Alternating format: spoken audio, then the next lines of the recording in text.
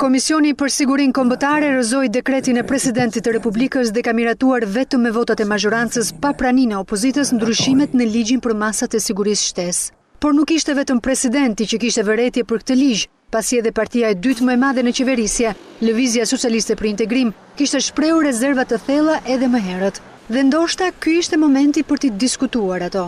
Pas negociatave me Partinë Socialiste u arrit ndryshimi 7 neneve të tij, duke i hapur rrugë votimit në parlament ditën e njëjtë.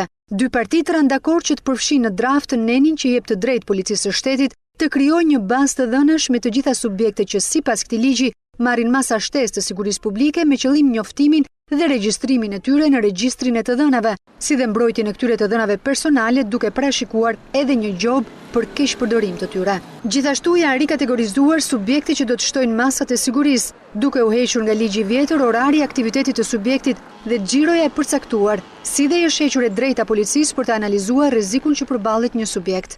Komisioni pranoi parimisht vërejtjet e Presidentit të Republikës, ka bërë reflektimet respektive lidhur me ato që thot Presidenti i Republikës, por edhe me dakordsinë midis grupeve parlamentare.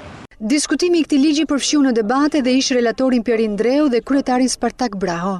Nëse ju keni vendos që t'i futni marshin e 5, ta çoni në seancë pa njoft asnjë rresht dhe asnjë ndryshim relatori dhe pastaj antarët e komisionit, është problemi juaj.